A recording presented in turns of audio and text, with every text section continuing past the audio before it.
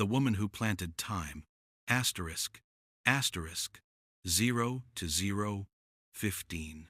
Opening hook, asterisk, asterisk. At 6:14 in the morning, a gardener found something that shouldn't exist, a watch buried in the soil, ticking backwards. And next to it, a handwritten note in cursive that belonged to a woman who vanished 31 years ago. The woman they called Sarah Mitchell. The woman who disappeared without a trace in 1994. But here's what made seasoned detectives go silent. The paper wasn't aged, the ink was fresh, and the handwriting was identical, down to the way she crossed her T's. This is the story of the woman who planted time. And what happened the night she vanished will make you question everything you think you know about memory, loss, and the secrets buried in small American towns.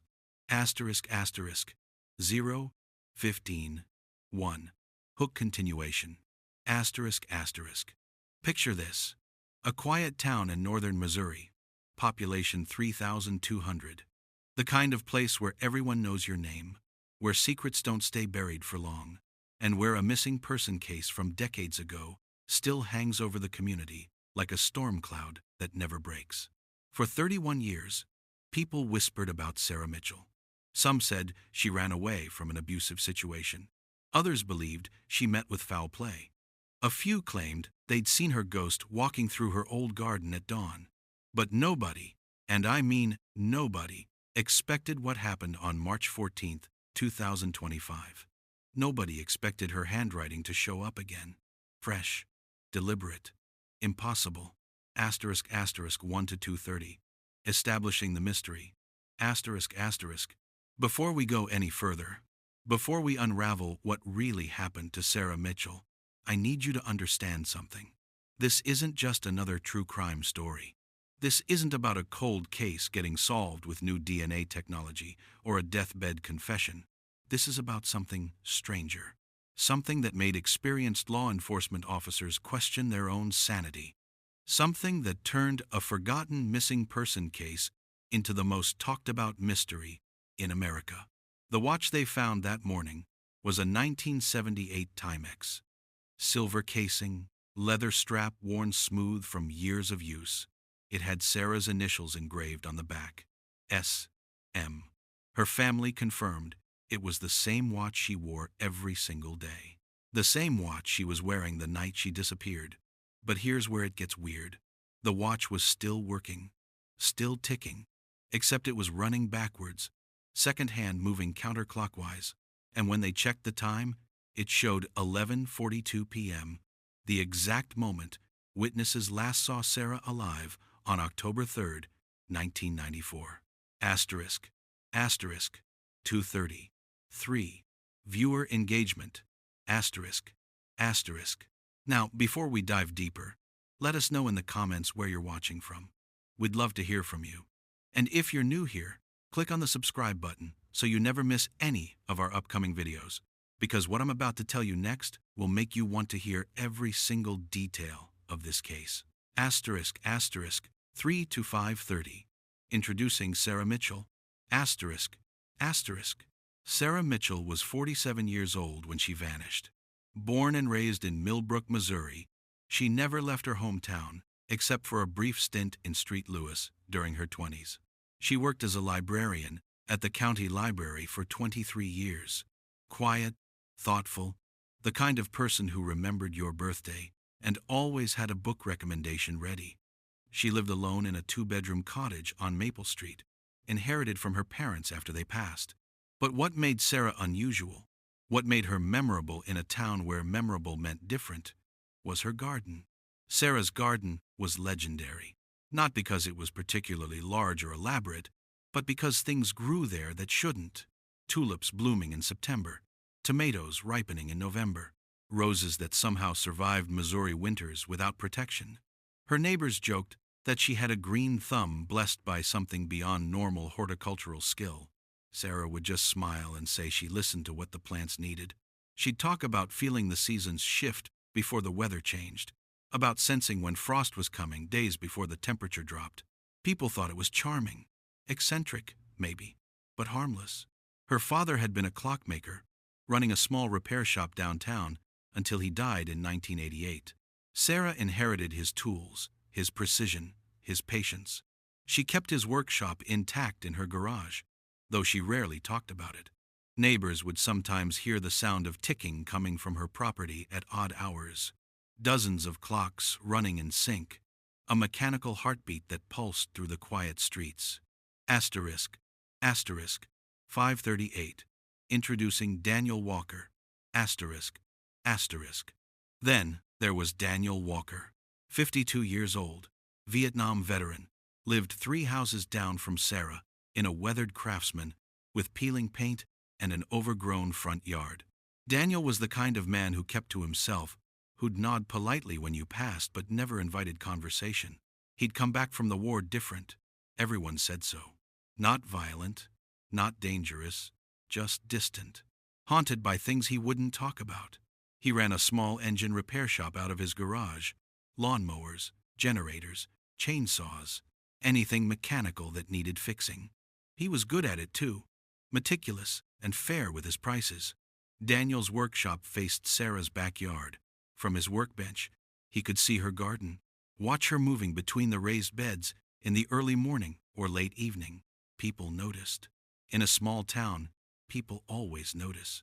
There were rumors, of course. There always are. Some said Daniel had feelings for Sarah, that she didn't return. Others claimed they'd heard arguments drifting between the properties late at night. A few swore they'd seen Sarah carrying something to Daniel's workshop one evening in September 1994, then returning an hour later empty-handed and visibly upset, but nobody knew what it was. Nobody asked. And in the tapestry of small-town gossip, it was just another thread that didn't seem important until Sarah vanished, and suddenly every thread became a potential clue, every whispered rumor, a possible answer to the question that would haunt Millbrook for 3 decades. What happened to Sarah Mitchell? Asterisk, asterisk, 8 to 10:30. Building tension. Asterisk, asterisk.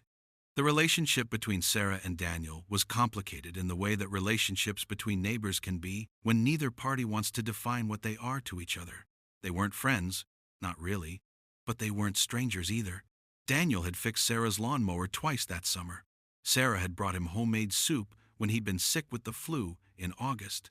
They existed in that strange space between acquaintance and something more, something neither of them seemed willing or able to name. Margaret Chen, who lived next door to Sarah, remembers seeing them talking by the fence line one evening in late September. She couldn't hear what they were saying, but Sarah's body language stuck with her. Arms crossed, shoulders tight, the way you stand when you're trying to maintain composure, but something's eating at you from the inside. Daniel had his hands in his pockets, head down, listening. When Sarah went back inside, Margaret said she looked like she'd been crying. 3 days later, Sarah showed up at Daniel's workshop carrying a wooden box about the size of a shoebox. Margaret watched from her kitchen window as Sarah knocked, waited, then went inside. She stayed for nearly 2 hours. When she came back out, she was carrying the same box, but her whole demeanor had changed. She was walking fast, almost running. She clutched that box to her chest like it contained something precious or dangerous, or both. Daniel stood in his doorway watching her go, and Margaret said she'd never seen a man look so worried and so helpless at the same time. Asterisk, asterisk, 10, 30, 13. Foreshadowing. Asterisk, asterisk. 2 weeks before she disappeared, Sarah said something to the grocery store clerk that nobody thought much about at the time. Jenny Martinez was ringing up Sarah's items, making small talk about the weather, when Sarah suddenly stopped putting groceries in her bag and looked up with this strange expression. Jenny described it as the look someone gets when they're trying to remember something important but it keeps slipping away, Sarah said. And Jenny remembered the exact words because they were so odd. Time's running differently for me lately, like I'm moving through it at the wrong speed. Jenny laughed it off, made a joke about daylight savings time. Sarah smiled, but it didn't reach her eyes. She paid and left, and Jenny didn't think about it again until the police came asking questions weeks later. Then there was Thomas Rivera, The 17-year-old kid who mowed lawns in the neighborhood. He'd been working on the Hendersons' yard across the street from Sarah's house about a week before she vanished. He told police he'd seen Sarah in her garden, kneeling by the old oak tree in her backyard, digging. Nothing unusual about that, except it was almost midnight. He'd been walking home from his girlfriend's house, cutting through yards like teenagers do, when he saw her. She was digging by lantern light, and he said the way the shadows moved made it look like she was moving in slow motion, or maybe he was seeing double. He'd rubbed his eyes, figured he was just tired, and kept walking. But the image stuck with him. Sarah Mitchell, on her knees in the dirt at midnight, digging like she was trying to bury something or maybe trying to dig something up. Asterisk, asterisk, 13, 16, the night of disappearance. Asterisk, asterisk, October 3rd, 1994. A Tuesday, unseasonably warm for early autumn, with storm clouds building on the horizon all day. The kind of weather that makes animals nervous and gives people headaches. Sarah had worked her usual shift at the library, 9 to 5. Her coworker Linda Patterson said Sarah seemed distracted, kept checking her watch, kept looking out the windows like she was expecting someone or something. At 4:30, Sarah asked Linda if she believed in second chances. Linda, sorting through returned books, didn't really register the weight of the question. She said something flip like, "Sure, everyone deserves a second chance." Sarah had gone quiet after that, and Linda remembered thinking it was an odd question, but Sarah was always a bit philosophical, so she didn't push. Sarah left work at 5:03. She stopped at the hardware store and bought a small gardening spade and a packet of forget-me-not seeds. The clerk remembered because Sarah paid an exact change and seemed in a hurry. She drove straight home. At 6:15, she called her sister Rebecca, who lived 2 states away in Iowa. Rebecca later told investigators that Sarah sounded strange on the phone. Not upset exactly, but intense, focused. She'd said, "I need you to remember something. If anything happens to me, look in the garden, under the oak tree. Promise me." Rebecca had tried to ask what she meant, but Sarah cut her off, said she had to go, said she loved her. Then she hung up. It was the last time anyone heard Sarah's voice. Asterisk, asterisk, 16, 19, the vanishing, asterisk, asterisk. At approximately 9:30 p.m., multiple neighbors reported seeing lights on in Sarah's house. Normal evening activity. Daniel Walker later told police he'd been in his workshop until about 10, working on a generator, and he'd seen Sarah's kitchen light on when he'd closed up for the night. He swore he didn't see her, didn't hear anything unusual. Then, at 11:42 p.m., Marcus Henderson was letting his dog out one last time before bed when he saw something that would become the last confirmed sighting of Sarah Mitchell. She was in her backyard, illuminated by the porch light, and carrying a lantern. She was dressed in jeans and a dark sweater, and she was walking toward the old oak tree with purpose. Marcus watched for maybe 30 seconds. She knelt down at the base of the tree and started digging. The storm that had been threatening all day finally broke. Rain came down in sheets, and Marcus called his dog inside. He glanced back once more, and Sarah was still there, digging in the rain, the lantern casting wild shadows as it swung from a low branch. He thought about going over to ask if she needed help, if everything was okay, but it was late and raining, and people in small towns learn not to intrude on their neighbors' private moments. So he went inside, went to bed, and when he woke up the next morning, Sarah Mitchell was gone. Her car was in the driveway. Her front door was unlocked. The television was still on in the living room, playing late-night infomercials to an empty house. The lantern was found hanging from the oak tree branch, still lit, still burning, swinging gently in the morning breeze. And at the base of the tree, fresh dirt, a hole about 2 feet deep and 1 foot wide. Empty. Whatever Sarah had buried or tried to bury, whatever she'd been digging for, was gone. Asterisk, asterisk, 19. 1930. Mid-video engagement, asterisk, asterisk. If you're still with me through this story, drop a comment saying, "I'm still here." I want to see how many of you are really following this mystery. Because what comes next is where this case stops making sense in any conventional way. Asterisk asterisk. 1930, 2230. Initial investigation. Asterisk asterisk. The Millbrook Police Department launched a missing person investigation within 24 hours. For a town that size, that's fast. But Sarah Mitchell wasn't the kind of person who just disappeared. She was reliable, predictable, embedded in the community. Her absence was immediately and profoundly wrong. Detective Robert Walsh led the investigation. 30-year veteran, seen everything a small Missouri town could throw at him. He organized search parties, brought in dogs, interviewed everyone on Maple Street and the surrounding blocks. The search dogs picked up Sarah's scent from her back door to the oak tree. Then, nothing. The scent just ended. Like she'd vanished into thin air or been picked up by a vehicle, except there were no tire tracks, no sign of any vehicle having been in her yard. The rain had washed away potential evidence. Sure, but the dogs should have been able to track something. They found nothing. Detective Walsh searched Sarah's house, top to bottom. Everything was in order. Too much in order, actually. Dishes washed and put away. Bed made with hospital corners. Bills paid and stacked neatly on the kitchen counter. Her purse was there with her wallet, credit cards, $73 in cash. Her jacket was hanging by the door. The only thing that seemed off was in her bedroom. Her closet door was open, and on the floor was a small jewelry box. Empty. Her sister later confirmed that Sarah kept their grandmother's wedding ring in that box. It was the only thing missing from the entire house. Asterisk. Asterisk. 2230. 25 to 30. Daniel Walker becomes a suspect. Asterisk. Asterisk. Naturally, investigators focused on Daniel Walker. The neighbor. The veteran with the troubled past. The man whose workshop window looked directly into Sarah's backyard. Daniel was cooperative at first. Came in for interviews voluntarily. Provided his timeline for that night. Said he'd been working in his garage until 10 p.m. Then went inside, watched television, went to bed around 11:30. No alibi after 10. No one to confirm his story, but also no evidence connecting him to Sarah's disappearance. His workshop was searched.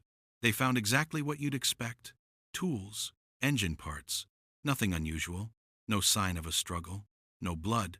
No indication Sarah had ever been there. But neighbors started talking.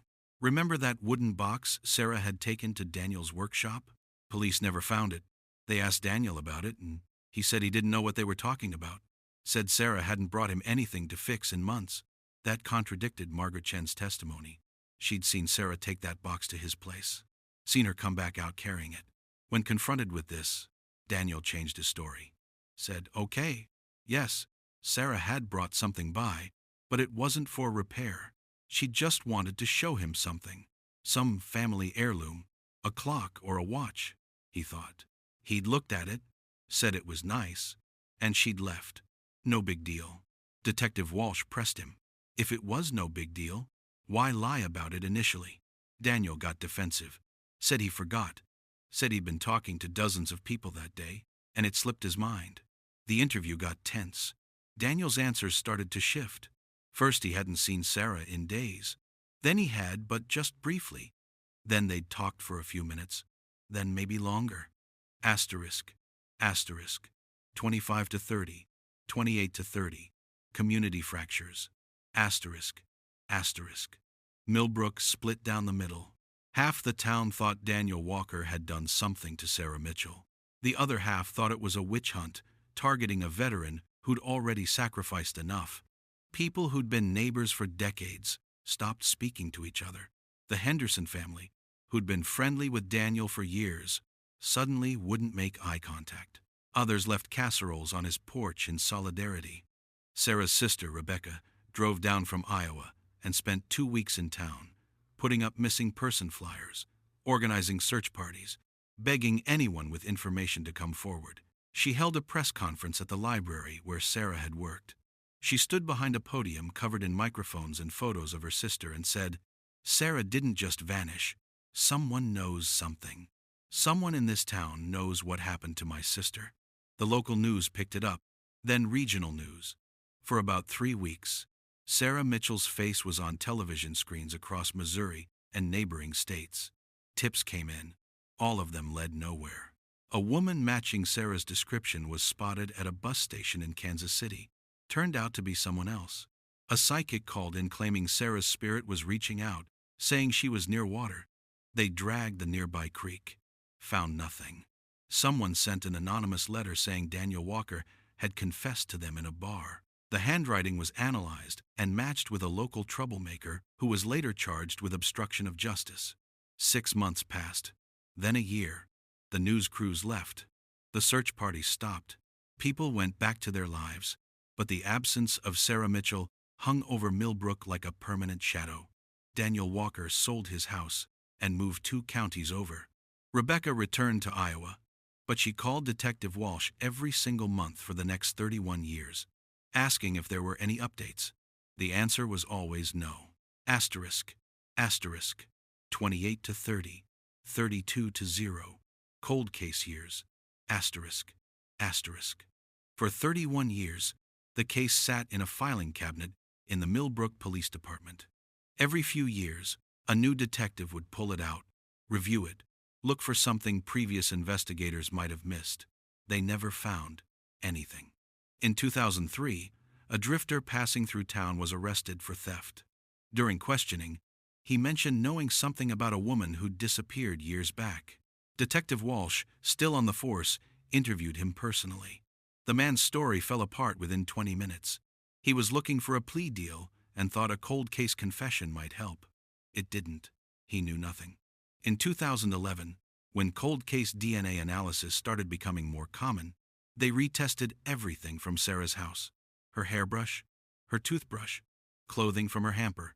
They built a complete DNA profile, ran it against national databases, looking for any match, any connection to unsolved crimes elsewhere. Nothing. Sarah Mitchell simply ceased to exist on October 3, 1994. In 2018, a true crime podcast did an episode on her disappearance. It brought temporary renewed interest. Reddit forums dissected every detail. Amateur investigators proposed theories ranging from the plausible to the absurd. Some thought she'd been murdered and buried somewhere remote. Others believed she'd entered witness protection. A few suggested she'd had a psychotic break and wandered off, succumbing to the elements somewhere her body was never found. None of it led anywhere. Daniel Walker, living quietly in a neighboring county, refused all interview requests. Rebecca, now in her 70s, had nearly given up hope of ever knowing what happened to her sister.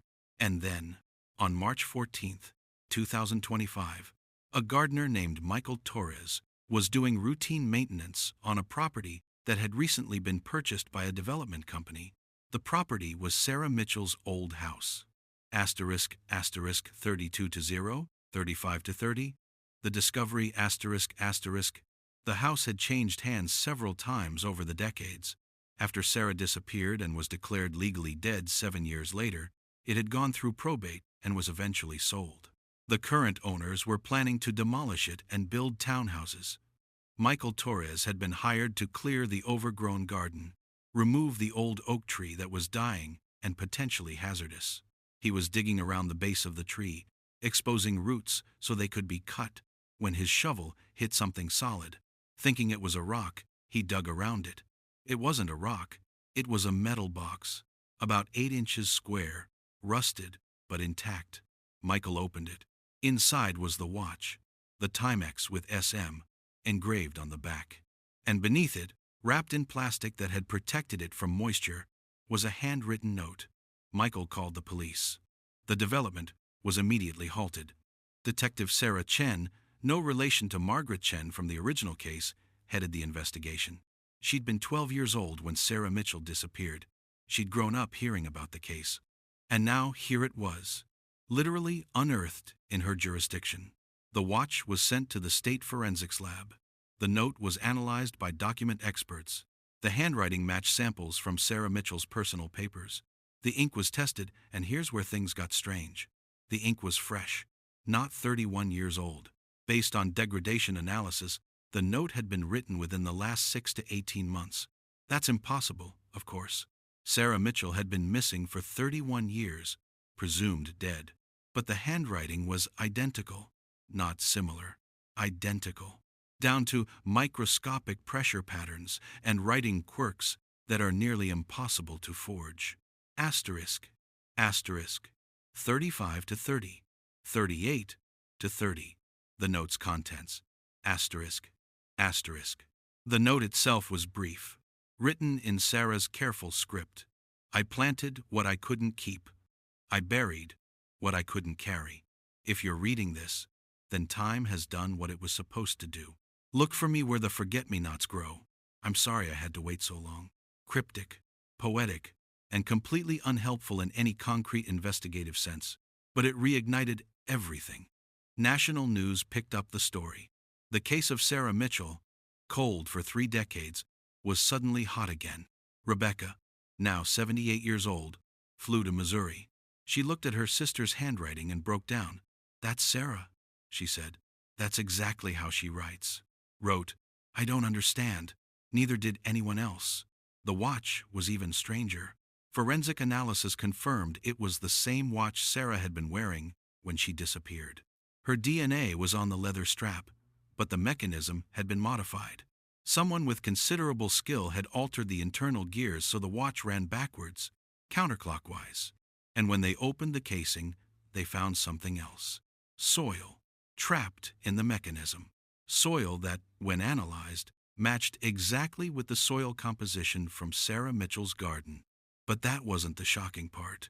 The shocking part was the pollen found in that soil. Forget-me-not pollen.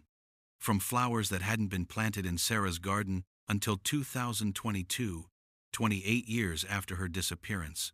How does 31-year-old dirt contain pollen from flowers planted nearly 3 decades later? The forensics team ran the tests 3 times. Same result. They sent samples to an independent lab. Same result. Either the samples were contaminated, which seemed unlikely given the sealed watch casing, or something impossible had happened. Asterisk, asterisk, 38 to 30, 42 to 0, DNA breakthrough, asterisk, asterisk. Then came the DNA results that changed everything. Standard procedure was to test the watch for any DNA beyond Sarah's. They found traces, skin cells, likely from whoever had handled the watch when burying it.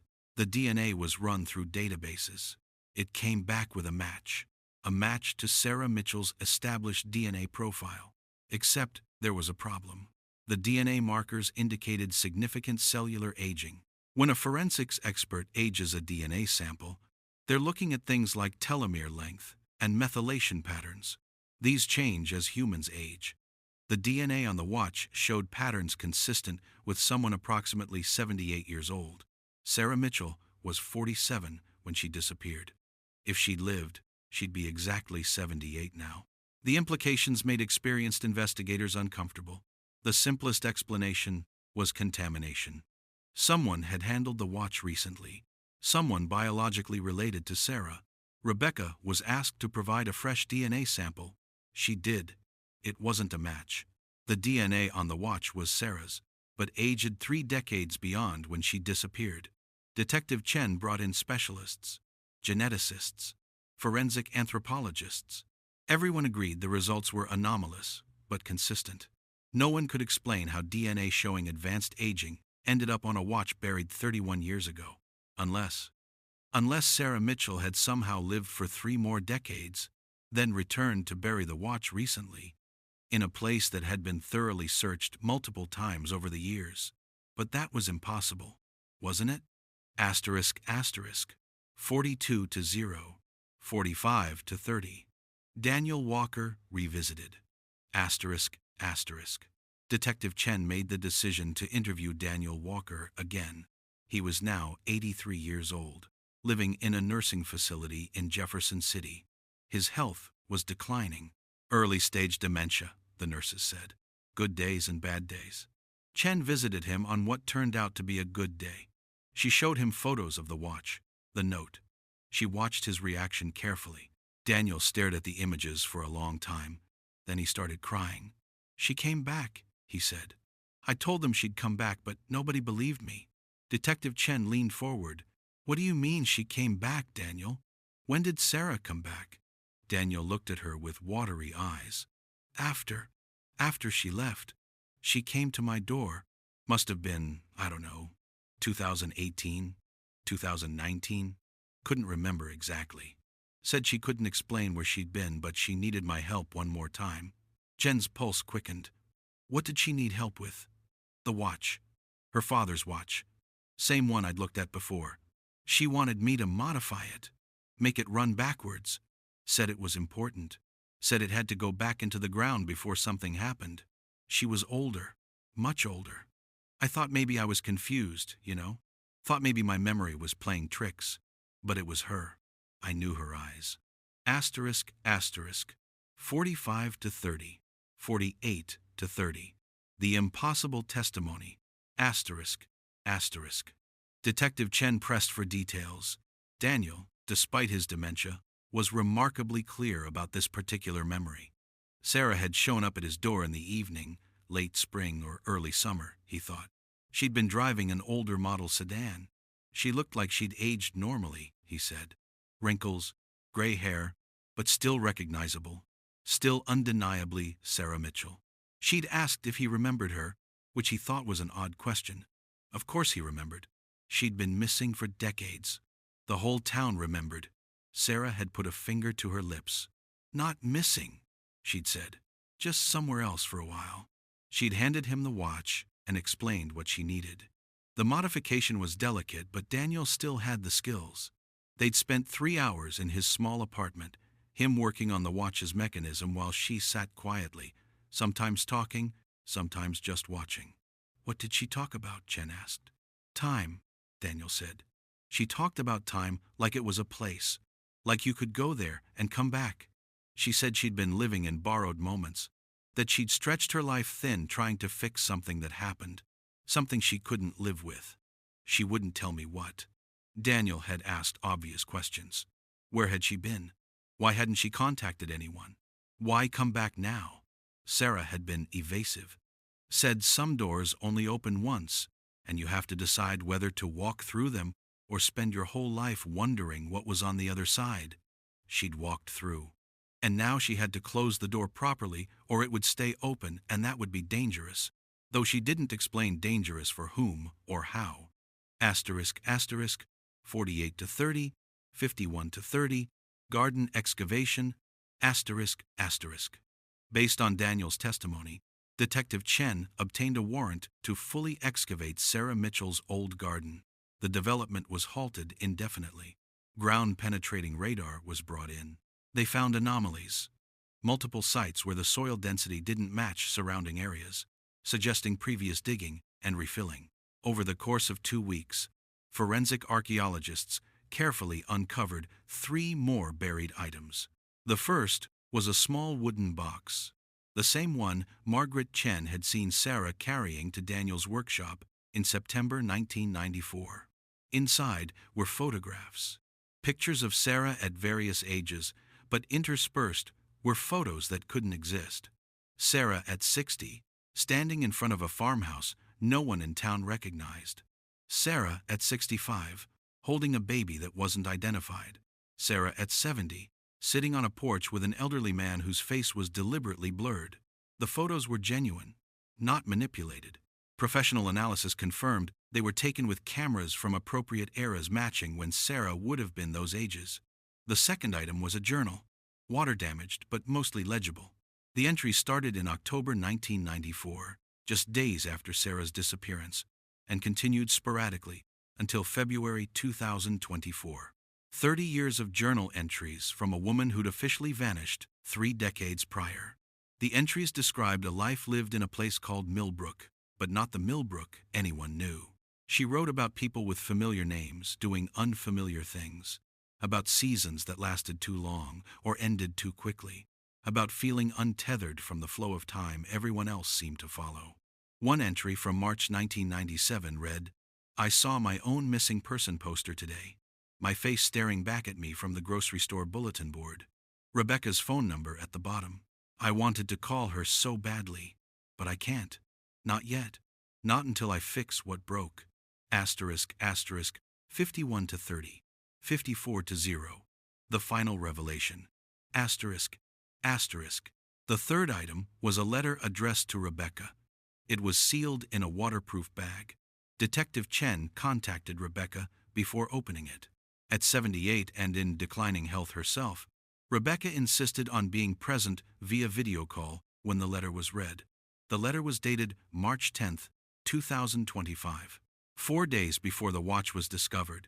It read, "Dear Rebecca, if you're reading this, then time has finally lined up the way it needs to.